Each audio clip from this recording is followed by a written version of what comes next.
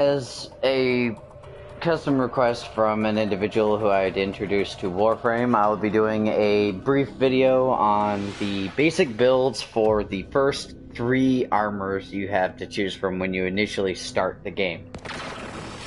Traditionally, your 3 choices to start with when you begin are Excalibur, Base. It's nowhere near as fancy as the one you see. I've been working on this for some time. Don't mind the message pop-up, folks. Sorry about that. The other one you get to work with out of the choice is Mag. I just have to find it. There we go. Mag. Again, the base version. This is the Prime. Been at it for a while. And your third and final option would be Volt to choose from. Again, base, not the Prime version. Nowhere near as fancy. Those are the 3 you get to choose from for your first Warframe / armor to begin the game with. Now, I will go ahead and start with Excalibur, albeit mine is currently only rank 10. It's not going to help much. Not enough room on it for the build required. But with him, depending on your play styles. Alright, let me go find a config that's blank. Blank it all. Let me see if I got... yeah. Probably should. Alright. Now, to start, you likely won't have any aura mods at the beginning of the game. You never do. Now, this simply will just add additional points to your capacity up in the top left up here. It'll show capacity, and this is how much you have. Now, if you've put in an Orokin reactor, it will double your current mod capacity. So with one installed in my Excalibur, he currently at level 10, only has 45 points to allot. Now, seeing as I have formatted him, which is a whole different bag of shit we'll cover in a minute, you can make the slots on the armor match the polarities on the mod. So, like right here, there's what looks like a D, a V, and a minus. Now, this is proportionate to the corresponding mod's charges, like right here. This one has, you know what, let me see, health and shield, I'll just add health. You notice it went from 11 cost down. Matching polarity actually cuts the cost in half, which is vital if you want to put as many mods maxed out as you can get. Now, onto the basic build. With Excalibur, you likely will want to go continuity. In this case, it'll be a basic continuity. It'll be a yellow mod like this and just say continuity. It'll increase your duration. Duration is useful for your flash blind. You know, radio blind. It's just a flashbang you use on the spot. Now, the duration is useful for this due to the fact that when you flash the room, they will stay blinded and susceptible to finisher damage far longer. Now, finishers are important if you don't have a ton of strength or really juiced out weapons, because a finisher damage is basically an assassination shot. Alright, but yeah, where was I? Yes. Finisher damage is basically a multiplier based on your weapon damage. So you really want to have as high a chance to get a finisher as possible. Now, let me scroll over here to the minus polarities. Flow. This is very important because your energy bar will show right here under energy. He currently is sitting at 115 energy, but putting a flow on will increase the capacity higher. Now, mind you, I've got primed mods. I should probably scroll over here to the basic mods. Like this. Flow. This is what it'll look like for you to begin with. Let me find continuity if I still have a basic bitch continuity around.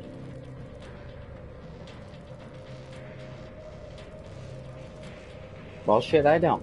But anyway, continuity, just like Flow, Yellow Mod, same name, just without the primes. Same principal stats, too.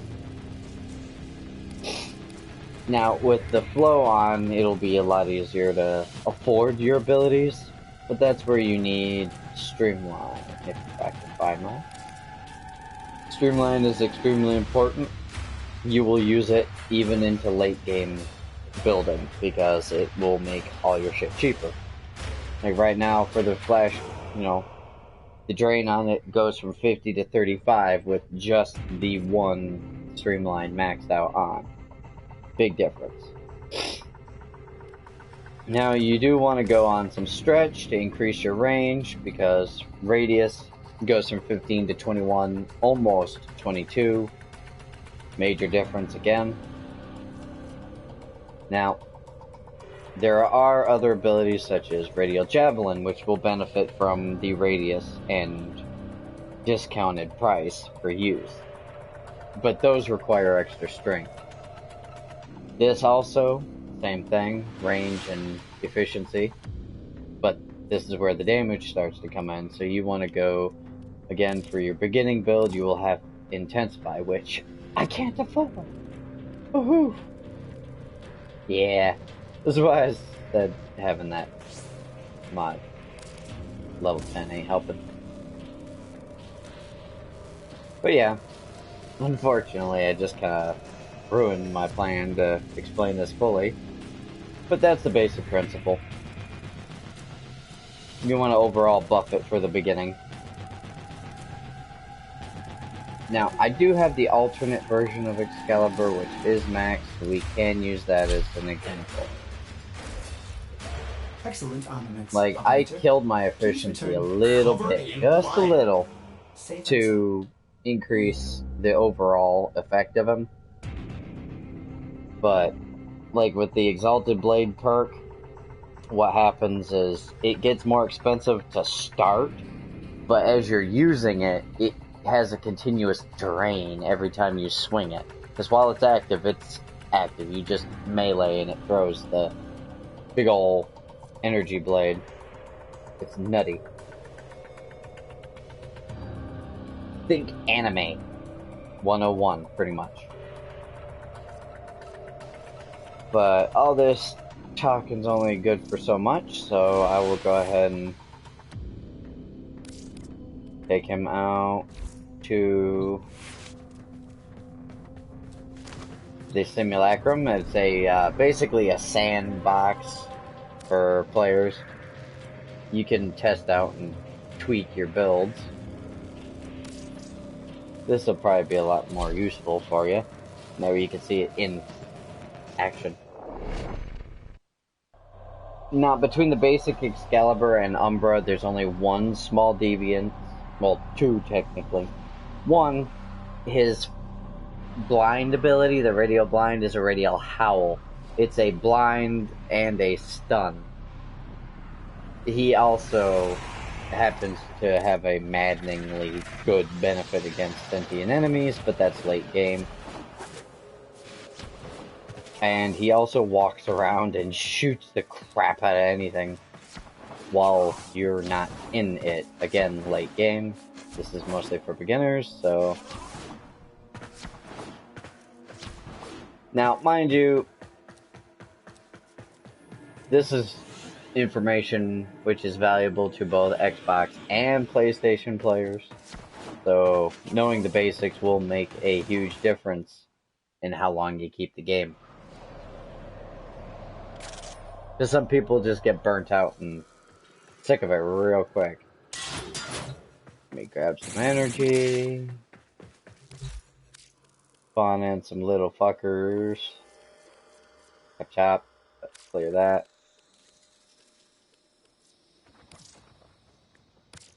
There we go. Go ahead and spawn this in. Let's start with his Slash Dash. He just busts through swinging. His Howl. Notice they are stunned. I don't have great duration, but It does the job in a pinch when you're freely attacking things. Radial Javelin. He just shockwaves the area, launching spears in all directions. But this build I have on him is specifically designed for the Celtic Blade.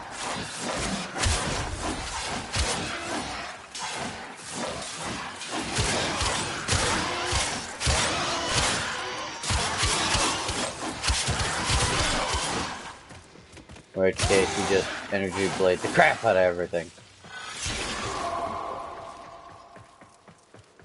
And everything's dead. So, for a beginning, I would highly recommend using an increase in duration to make your radio blind more effective, especially given the fact that you will be weaker. Finisher damage will be key to you getting the kill quickly. Now, closing the gap with your slash dash to get into the crowd if you don't have great range, excellent option as well. Dash in, radio blind, and then start stabbing. But that will pretty much cover Excalibur in a nutshell. Oh, right, I forgot his passive. He, yeah, my bad, wrong one, that's Umbra. Let me go back to basics so that way I can show that. There we go. His passive is he deals extra damage and attacks 10%, well, for each, faster when wielding swords. So if you have a sword, good. Any other weapon other than a sword, he does not get all that bonus.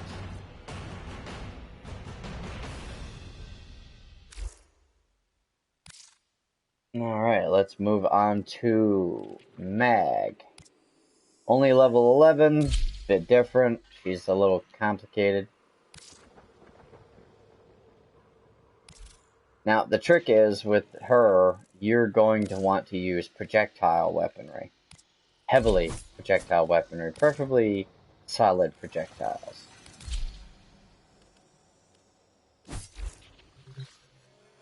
Wait, do I have it right? No. Sorry, just double checking. Redonkulous ring.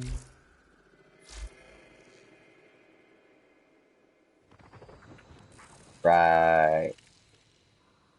Ich bin nicht Farmer.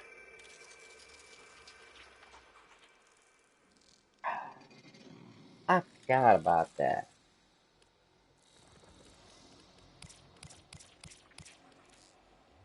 That's okay. I will adjust for it.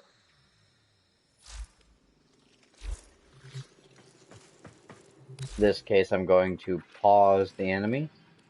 That way you can see this without her getting butchered. She's extremely squishy. Now, let me see if I remember this correctly. Magnetize. Leaves a bubble.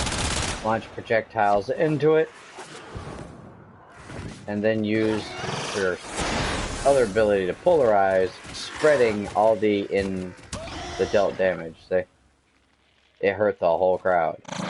Now, it also, in cluster flux like that, will make it so that way they're grouped up. You notice you don't even have to aim at them. All the enemies get the damage anyway. What Magnetize does is it will spread the bullets to the target. For pull, we'll pull enemies either off the ledge, it seems. That works.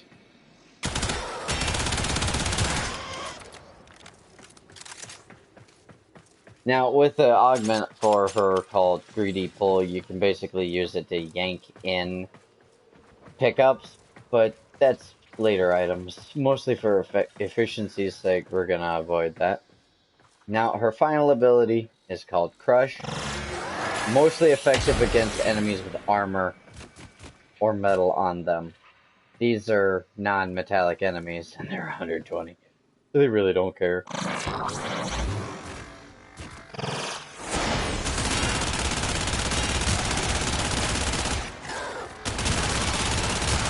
magnetize will make a major difference when you're dealing with crowds.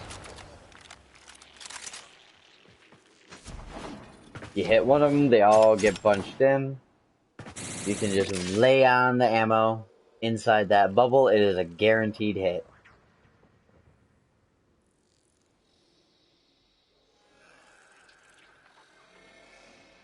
She's an extremely squishy technical play Warframe, so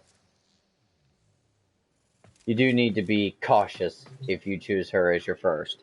Excalibur has a nice balance of durability and assault for early game. I will give it that, but she does have a great deal of crowd control ability, if that's your bag.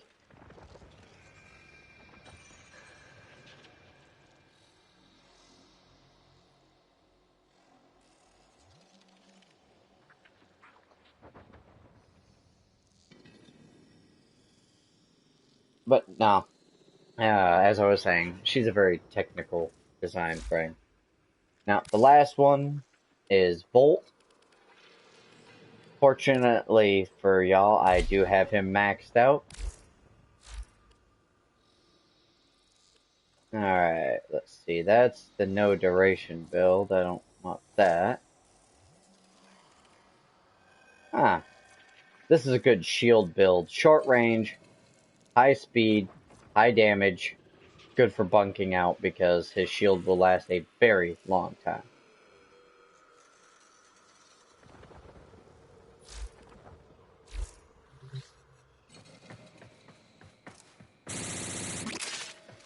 And, of course, the Prime version does have far greater stats.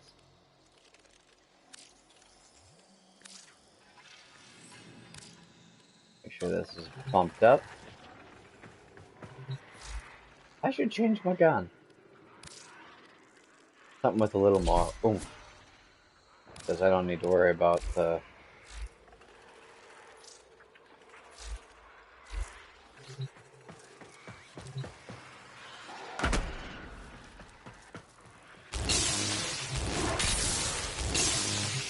You throw up a shield, you hit them suckers with electricity, and it is ugly. Because they will walk through and get damaged.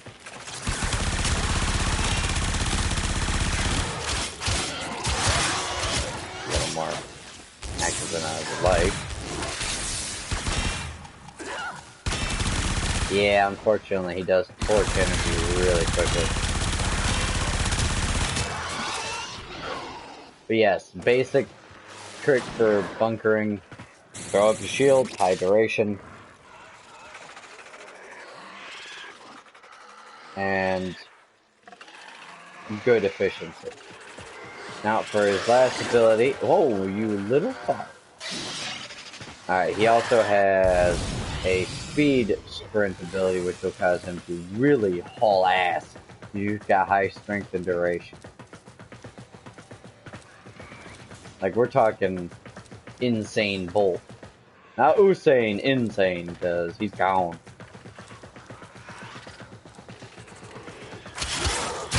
Now, he also does have a perk where you notice in the top right by the health bars and the shield bar, it shows a charge counter that goes further and further up. The longer he is running without an attack, or moving in general without an attack, it builds up to a maximum cap of 1,000, thereby increasing the next attack.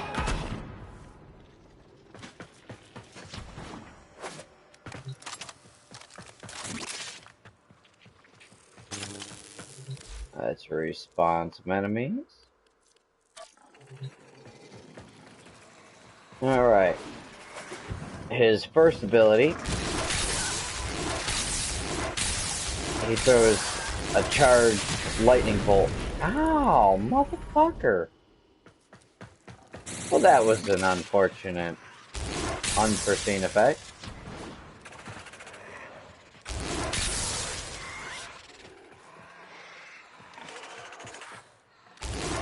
But yeah, he hurls a thunderbolt, shocks the crowd. Good for stuns if you've got... Oh wait, they're spitting shit at me. Motherfucker, they must have changed the enemies. Alright, oh, and then his ultimate, he explodes with an EMP. I should probably drop the enemy a level lower.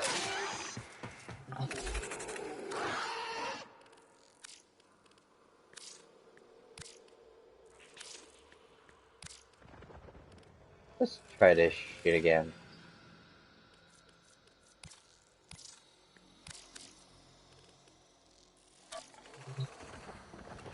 Alright, as I was saying.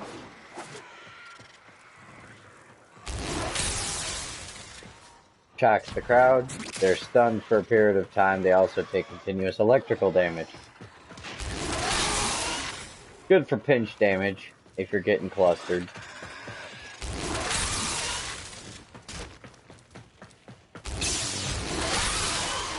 Now you can also pick up your own shield and use it as a battering ram. Ooh.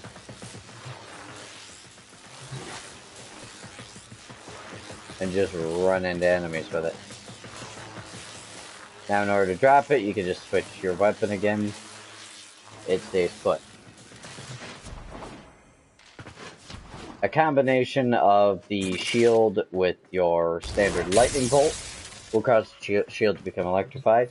But you pair that with your speed boost, you will also get quite a hefty little ramming weapon going on.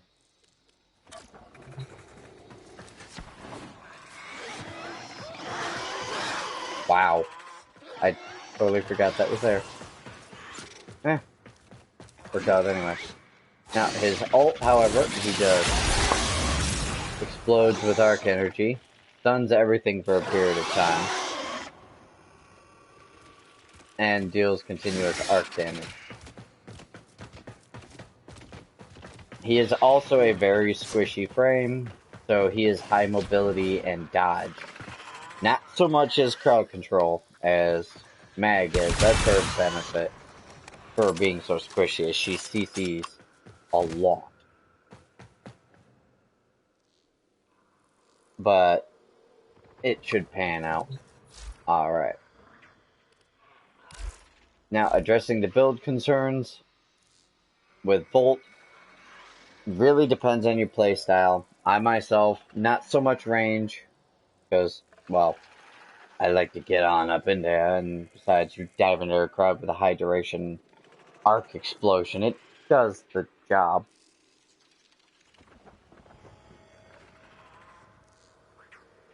Essentially, you just bust in, try them out, and get out. As you can see in the little short clip they put on.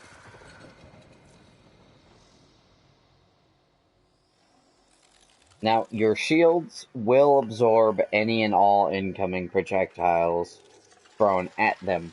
The small catch to it is that any explosives or area of effect weaponry, like explosives, gas weapons, such as that, will not be blocked.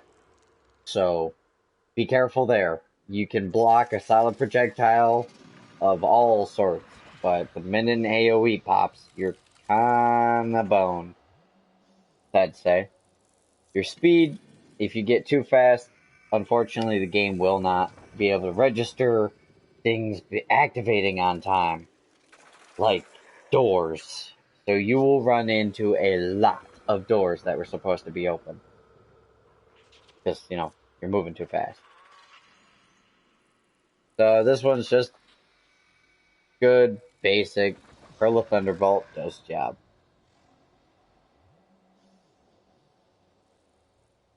Now, if you're into just hurling bolts, I would say use range all day. Be my guest. But that's the beauty of Warframe. You can really tweak it to use whatever builds you would like. Because, well, let's face it, very few people actually use the same armor or weapon the same. Like, in Beast, for example, some people prefer the Flash Blind for Excalibur. I myself like the Ground and Pound. Mag, I like large radius spreading damage. Because she's great against the enemies with shields and armor. She turns it against them. Because electromagnetism will bend and twist and manipulate their armor. Actually, high armor targets with a high ferrite armor type will actually do horrible against her. especially if you catch him with the Magnetize or the Crush. Unfortunately, she is only a level 11, so I cannot fully show you all the specs on her. It was an unforeseen, I forgot about it. Now, as you go through, you will unlock further frames from boss to boss.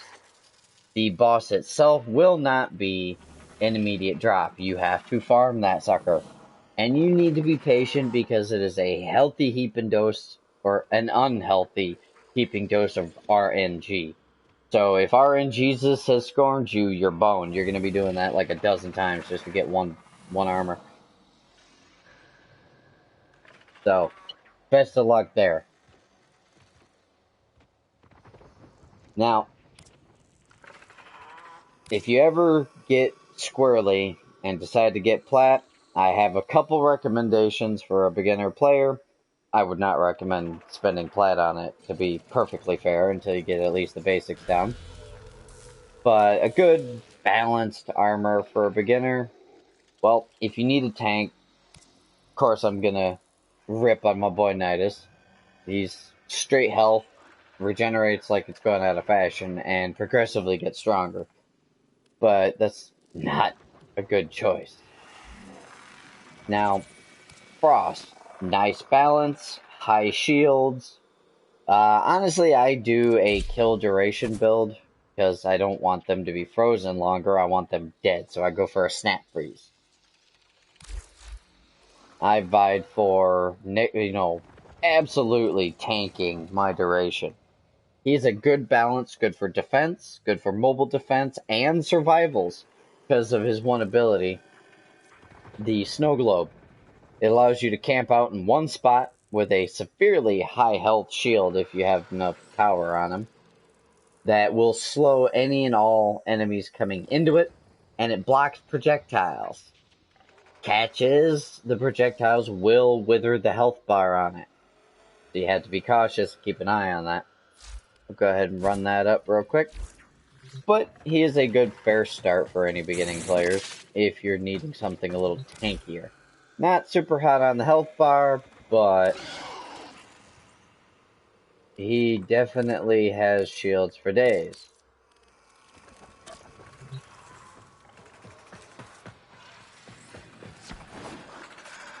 Let me go ahead and run up in here. Drop the Snow Globe. Notice they are all quite slowed as they pile in. Now, your range does dictate the size of your Snow Globe. Mine's not all that big. Now, if you pair that with his initial Ice Cube attack, where it's just to call it an Ice Cube attack because there's a freaking Ice Cube at somebody. Not super powerful, but it does the job on slowing them if you have a bit of duration, which I don't.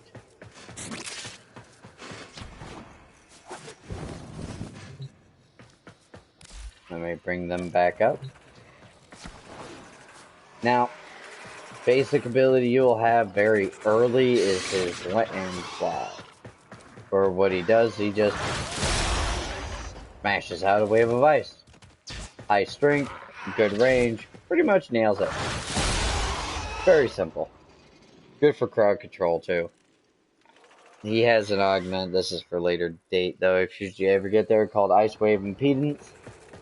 You hit an enemy with it or just cast it, the area that was affected by the wave is then chilled and turns into slow ground. Enemies will be slowed dramatically.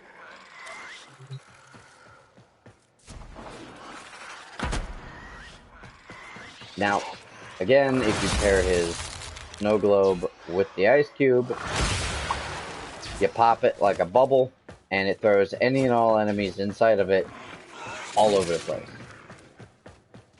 Now, for his final, Avalanche, this one should be sufficient enough just for visibility. You snap freeze. think day after tomorrow, everything instantly freezes over and dies. Which is why I sacrifice so much duration for strength. He's my personal pick on if you're gonna spend plat on a character. Go for a good basic one like Frost. You don't want to get all into the extra fancy ones because then it gets all fucking weird. Now, one that you will run into often enough that I should probably bring up the details on is Oberon. His parts drop so readily for the basic Oberon, it is disgusting. In one mission, me and my buddies managed to get, 9 entire sets in one mission. And I mean entire set because it takes Neuroptics, chassis, systems, and the blueprint. That's one set. We got 9 of them. It sucked. Now, for him, I have him built similar to my other armors, a little less efficiency. That's the only detriment. But in his case, you want duration and strength because he has hollowed ground, area of effect, ground coverage, deals radiation damage to all and any and all enemies walking on it.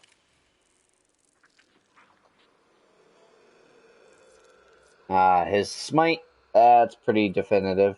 Yeah, zap one enemy and it suddenly turns into this cluster of little seeker rockets. It's ridiculous. I'll spawn in more enemies so you can see that. Renewal. It's a constant cost on your energy bar, so you gotta be careful of it. But it will regenerate health for you and any allies within range regularly while it's active. Which is good, because if you guys are starting to dwindle on health, that can make a major difference for a beginning game. Because he is so common, I figured it was appropriate to mention this. His final ability, think Darth Vader. He picks stuff up and he slams it down. Not real fancy explanation there. Just about it. He picks stuff up and he slams it down. You spawn in some enemies for y'all so you can see what I'm talking about with Mike. See all the little wisps flying around, zapping things? It's great for crowds because you hit one, you can pretty much take out the rest. Now, let me jump over here for hallowed ground. It's ground coverage. So this is why you want a decent range duration, because they just walk onto it and die immediately. Harder enemies, higher levels, will not really give two craps. But there's also, regardless of level, enemies who don't have a major weakness to radiation. You gotta be cautious about those. So it's best to know your... Wow, I forgot that thing had such duration. Alright, let's do this. I will pop my renewal. Stand here and get my ass kicked for a second. If they'll actually hit me.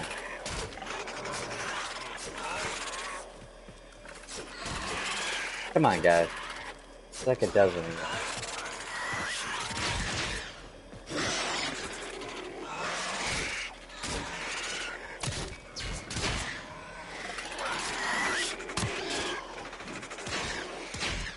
Oh, this is taking way longer than I wanted. They ain't even scratching me.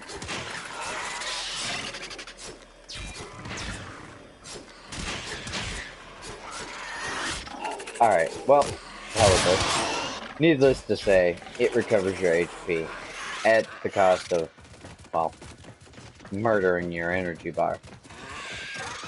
That was kind of a disappointment, I apologize. Now for his final ability,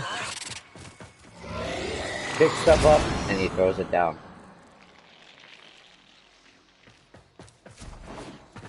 Really great if you manage to get a build on him for enough strength. You get into a crowd, you slam the crap out of him.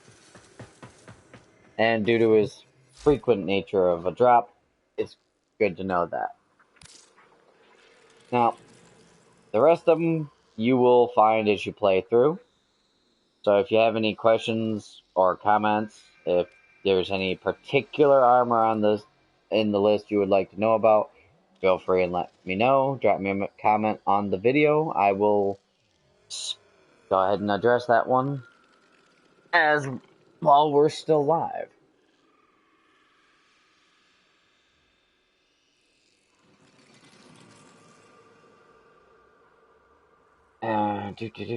Sorry, I gotta boot up my connection to my own video so that way I can see if you guys have anything to say.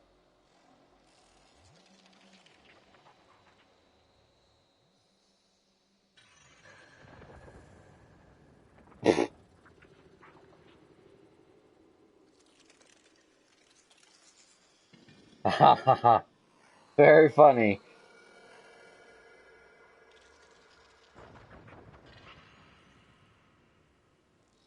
What up, boy? And I.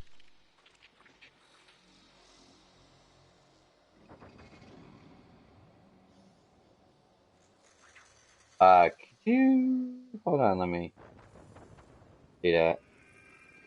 All right. That is a ridiculous message.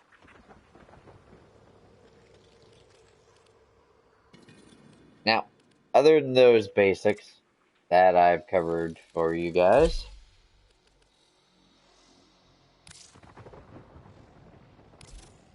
fucking dealer's choice here.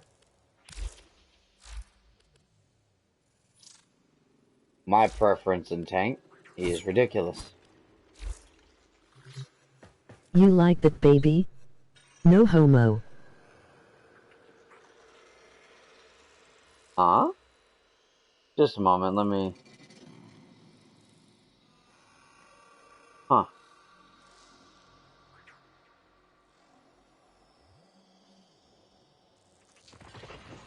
Boy, I'm trying to find that message.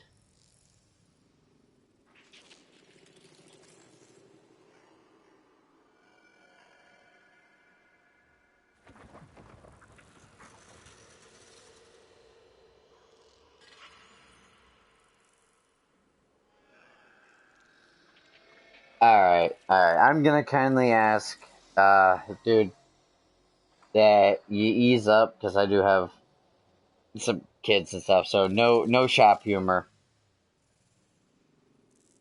No, actually, I do not.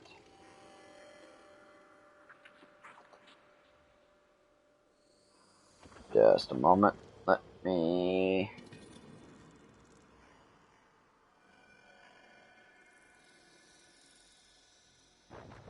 Alright, but yeah, let me go ahead and spawn in some really motherfucking big enemies.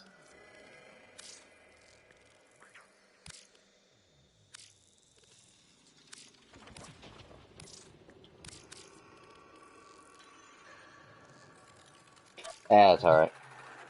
Now, here we go. Let me grab some energy. You know what? I don't even need energy in this case. I forgot.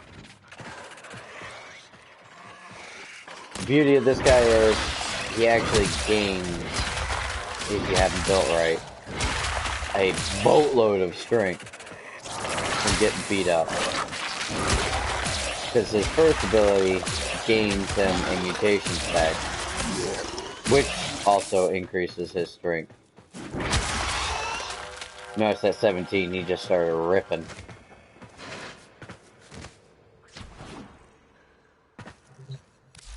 Let's try something a bit bigger.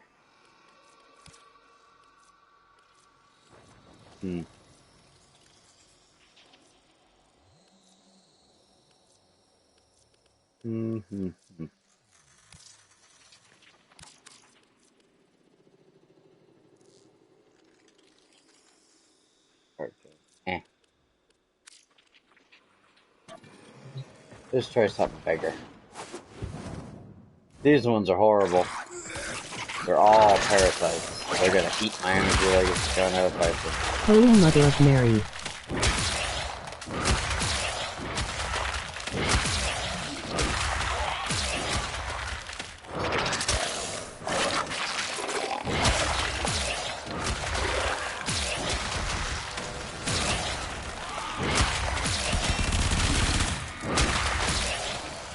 Now, the trick is with Nidus, though, as your health dwindles, if you have 15 or more stacks, you'll see those things with all that damn poison.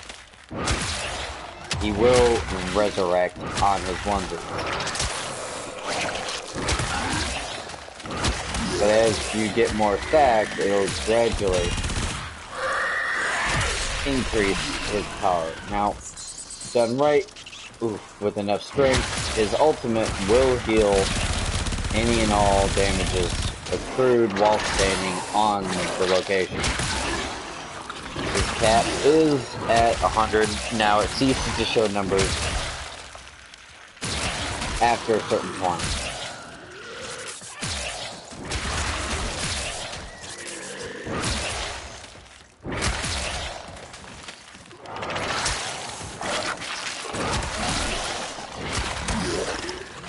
Now, at 93, he pretty much hurts God itself in this game.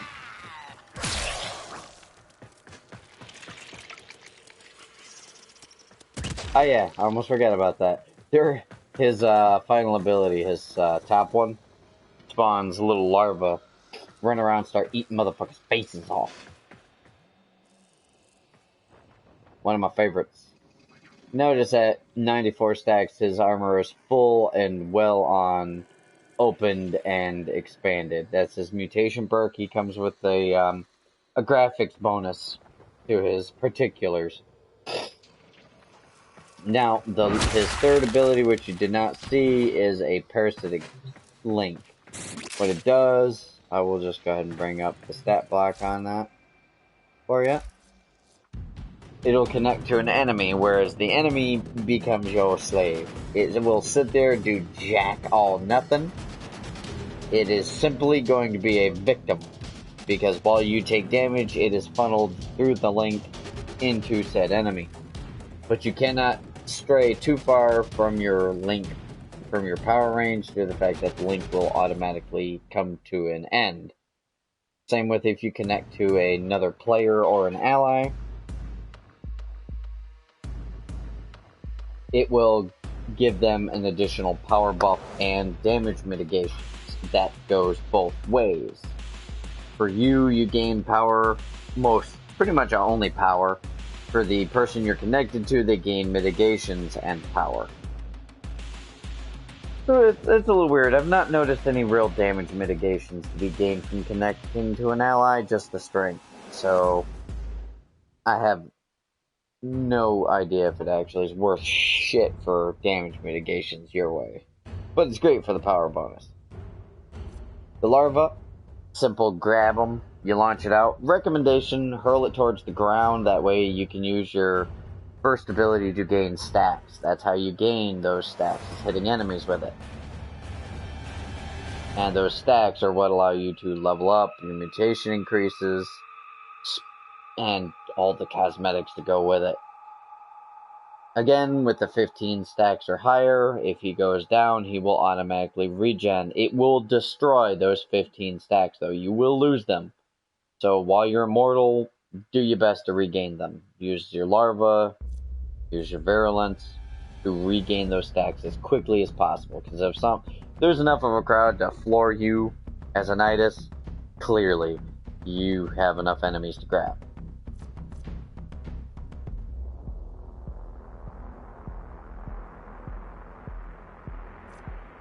Now, with the Ravenous, this is a more duration perk, but I chopped off some of my duration. I do have a build that buffs it up to like a minute and a half, almost 2 minutes worth of duration.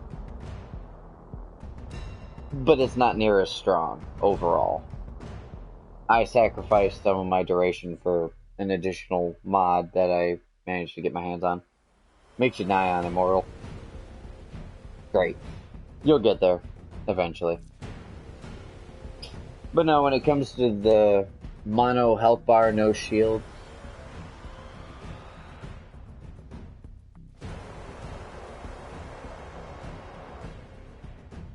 but yeah, when it comes to mono health bar, no shield characters, Nidus and Inaros are both no shields at all.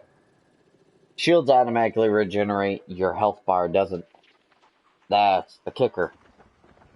So the characters that have no shields have ingrained ways of gaining additional health regen. Like in his case, his Ravenous, because it spawns a healing zone for you and all allies. Now, he also does have a vicious passive regen. Like, his health regen is nuts. But, yeah, that's just my choice. I like him. He's creepy, he's gooey.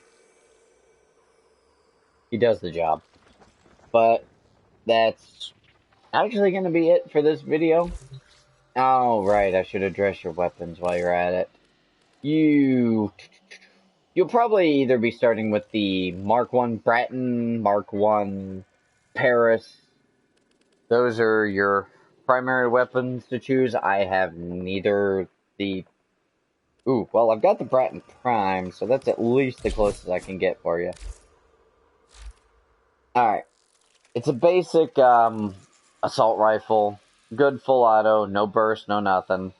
It's a little difficult to get buffed up as a Mark 1, because the Mark 1s just suck, trust me. You're going to be stuck with it for a while.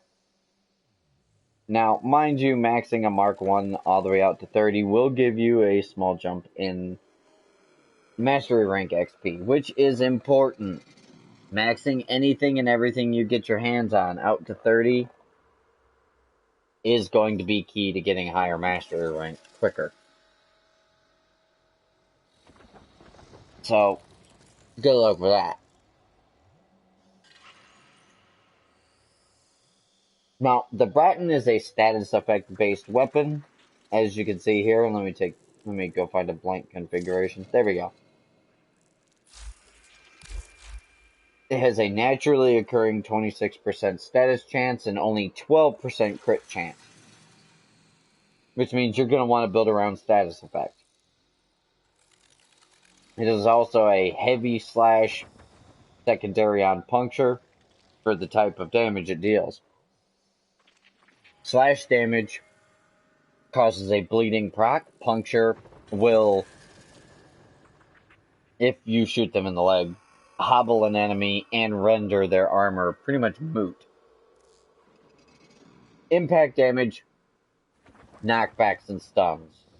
But in this case, we're looking at slash and puncture, so you're looking at a bleed and rent armor, which is a good thing. Trust me. Less armor and slowed, and bleeds, it's great.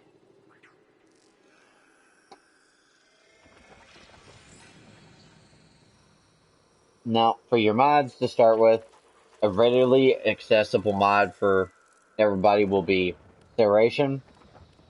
Very common. That just buffs your damage overall. 150% damage bonus, almost maxed out. So it's worth it. You will use that mod on pretty much every primary weapon you will get throughout the game. Like, every. It's a default mod. It's for everything. Another very common one you will get, split chamber multi-shot. Now, the way multi-shot works is it simply splits how many bullets are firing at once. It's not going to cause you to burn through ammo faster. It just makes the one bullet you fire have a chance of counting as like 5 or 6 bullets for the cost of one. And another little perk is you notice how it pretty much doubled your status effect. That's a good thing to have. So multi-shot, very important. Especially on status weapons, very important. Now, the elemental mods you will have to take some time to get to. So let's just stick with the basics, such as magazine capacity. It's very good if you want to be trying to ham out the bullets more often. But if you have a smaller mag, faster reload's a good, fair start for a beginner. I myself don't really use this gun at all anymore. I just kind of have it for collections. Because it's a prime, and it's actually useful. I just don't use it. Now, to move on to secondaries, since I don't have the Paris, the closest I have is, it's called the Dread. It's a very difficult bow to get. Well, not recently. Stalker's been dropping it like it's going out of fashion. It really is. He's dropped like a dozen of it in the last week for me. But no, a very, similar to the Paris. I'll go ahead and find a blank config. There we go. Now, like the Paris, it has a ridiculously high crit chance. Because the Paris, the Dread, they're, the Cernos. That's another one. A very high critical chance. Bows are pretty much always going to be crit. Unless you get into the organic ones, but we'll cover that later. So you're going to want to put your usual serration on. In this case, split chamber isn't going to give you so much a mad bonus for status because it's a crit base, but it will allow you to shoot multiple rounds at once for only expending one bullet or one arrow. So multi-shot will clinch the difference in damage. So if you fire once, it could fire 2 or 3 rounds at once, so you will hit that same enemy for more. Now, seeing as it is a crit weapon, you want what is labeled as point strike to buff your critical chance. Now, note the crit chance up here in the bar is currently sitting at 50. Once you put this on there, it will jump it straight to 125. That's at a fully maxed rank bow and a fully maxed crit chance. Now, I'm thinking the Paris has a similar crit chance. I will just scroll down here and find it and give a, let's see, Cernos has a naturally occurring 36. IQ has, nope, that's a stat bow. Where is the Paris? Ah, here we go. Mark 1 Paris. This is what you're looking at. A naturally occurring 30% crit chance.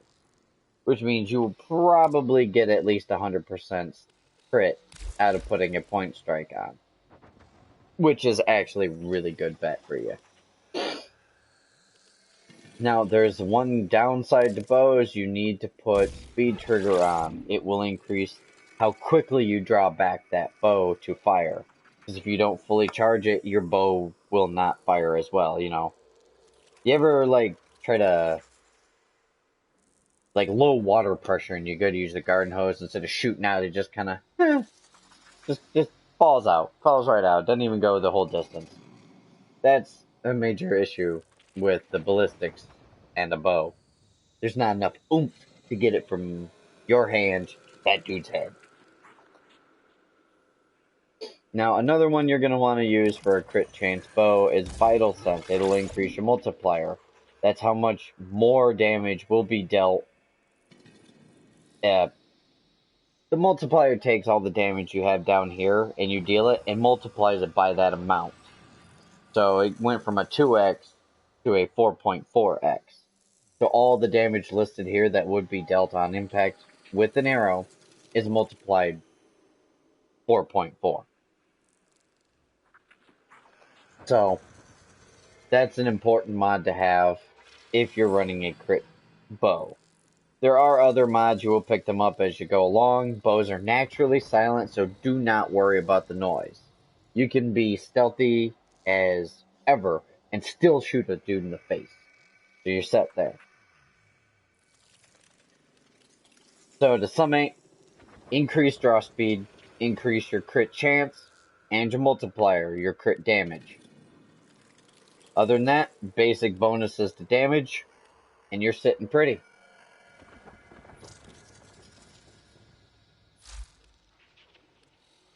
Now, for your secondaries, I think, if I remember correctly, Mark 1 Kunai and Mark 1 Leto, or the Leto alone, I think are your default secondary weapons to choose from. You will have miserable stats, 6% stat, 10% crit. It's a beginner weapon, it'll do the job. In this case, I think you're better off just cranking as much damage on as possible.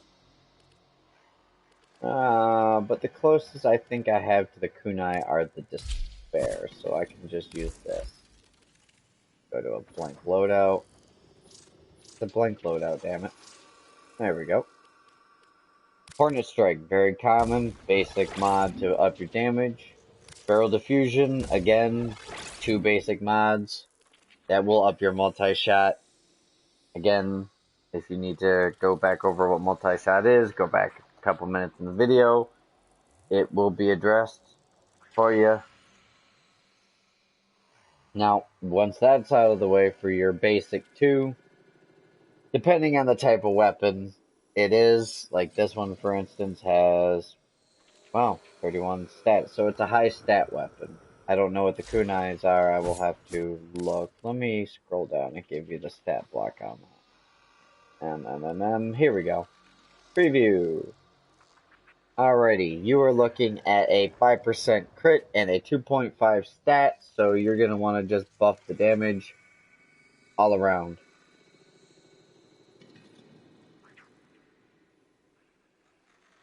Okay.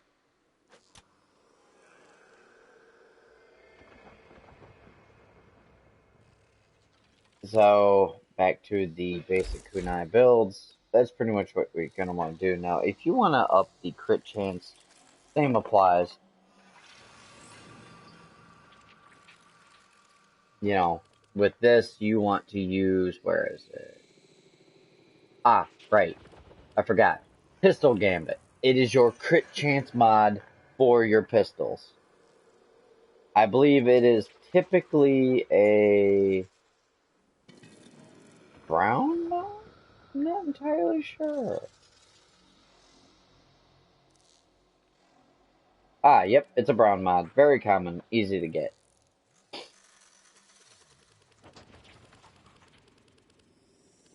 Now, this will take some experimentation on the wielder's part to get your own particular flavor to the weapon done.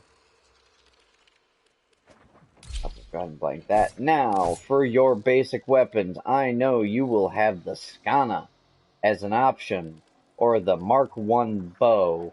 I highly recommend the Skana because it will actually last throughout the game.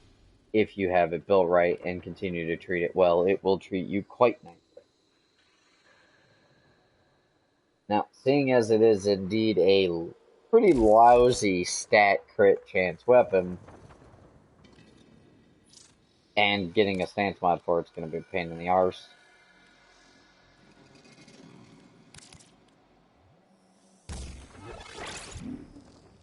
It does come with a natural V polarity, so that you will probably end up with Swooping Falcon earlier.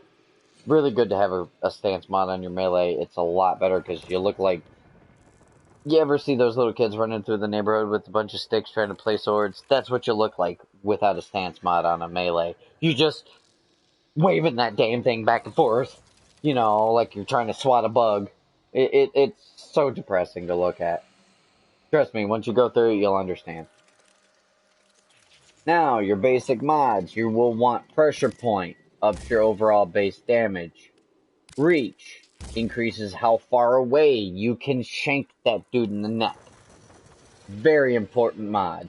Fury will increase your attack speed. Also important, especially if you want to run through stabbing multiple individuals in the neck.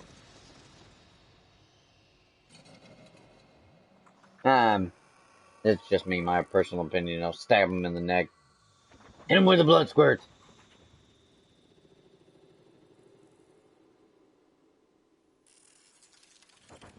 Now,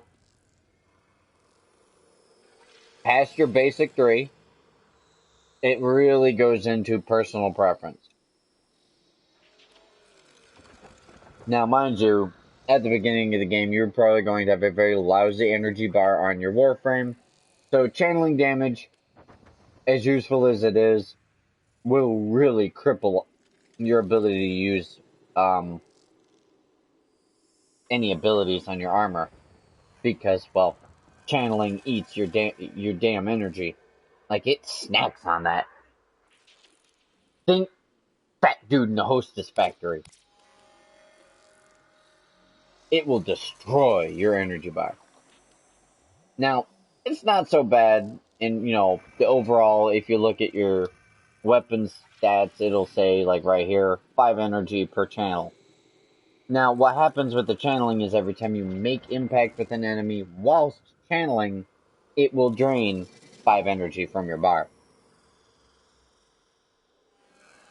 So, why not? 5 energy ain't that bad. But if you want to increase how much damage that said channeling is doing.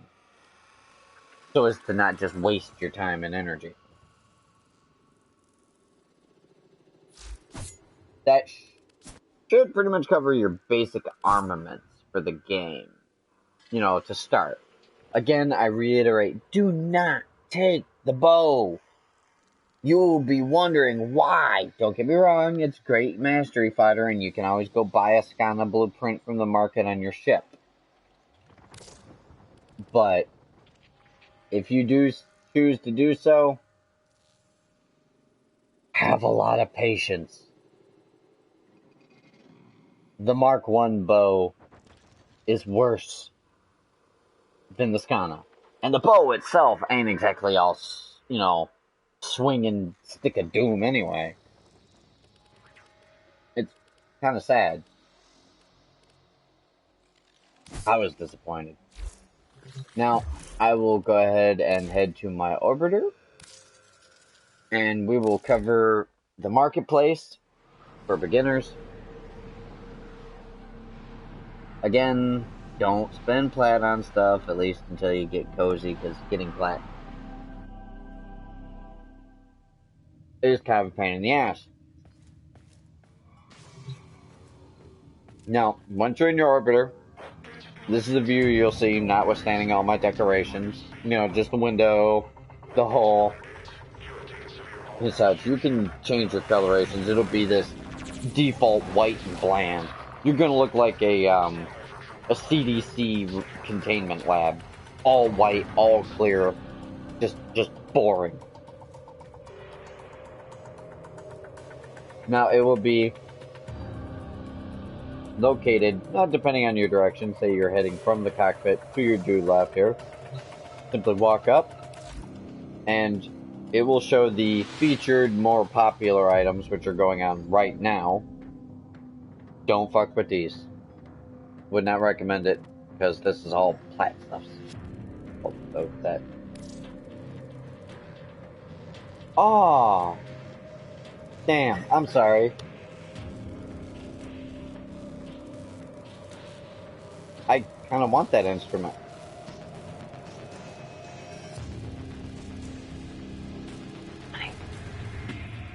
Operator, were you visualizing a bloody battle? Me too. I know, right? It would go great in the decoration. Sorry.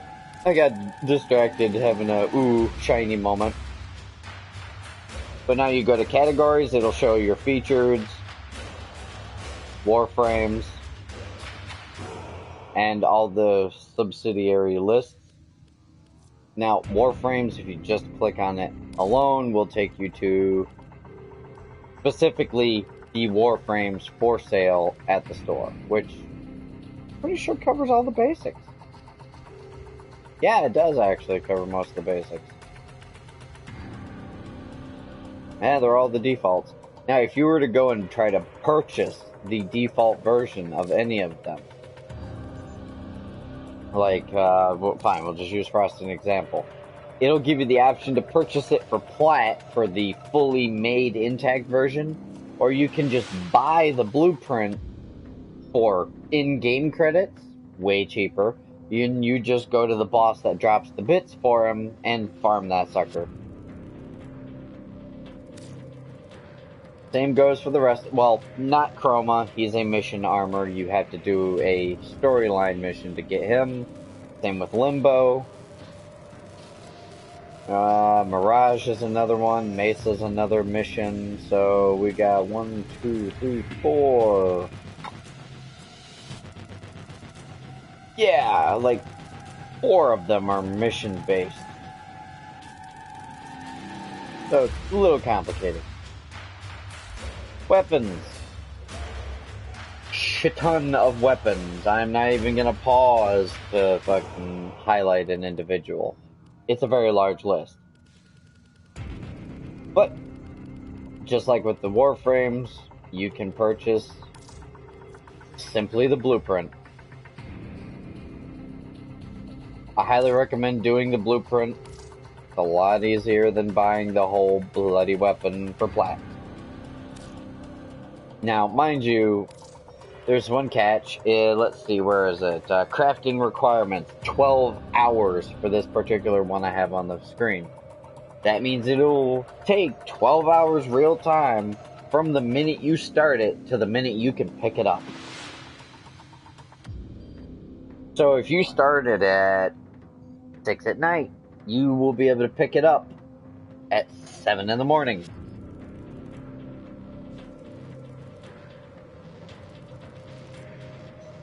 Yes, I know that's 13 hours, but we're adding a little time, accounting for everything else.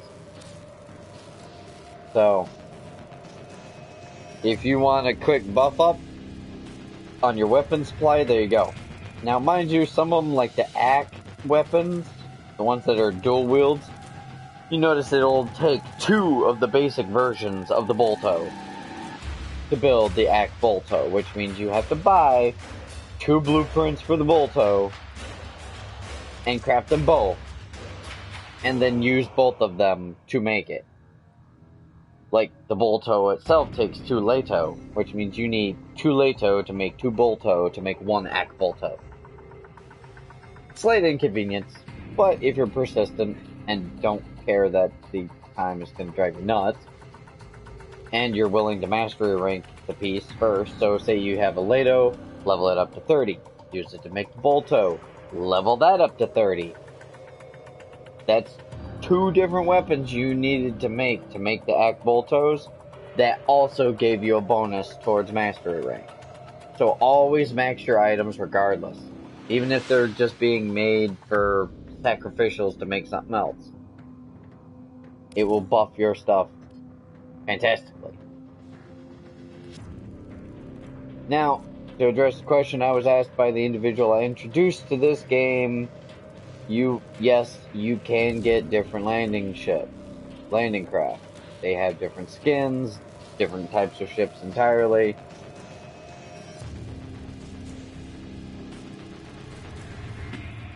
So, patience is really going to be your key unless you spend plat on it. You can craft them, but finding the components for it's a little...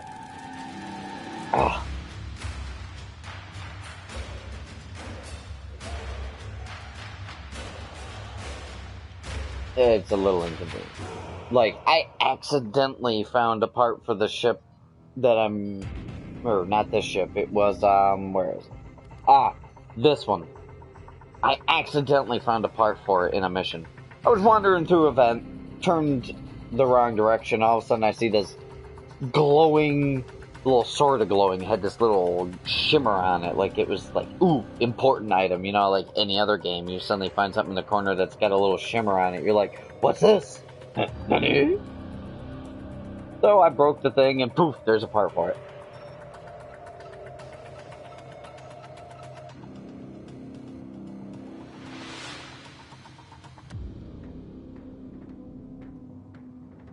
No. Alright, but now, the skins require plat. Now there's a guy who shows up in the game every couple of weeks, I believe. He sells hard to get stuff like prime mods and stuff, but that's stuff you'll get to a later game. If you found any of this batch of rambling and covering items useful, feel free to hit the like, subscribe button. That's greatly appreciated. I'm playing the shit out of Warframe, so I pretty much got this in the bag if you need anything answered. I appreciate your time for watching this, and look forward to having you check out some of my other videos. Y'all have fun.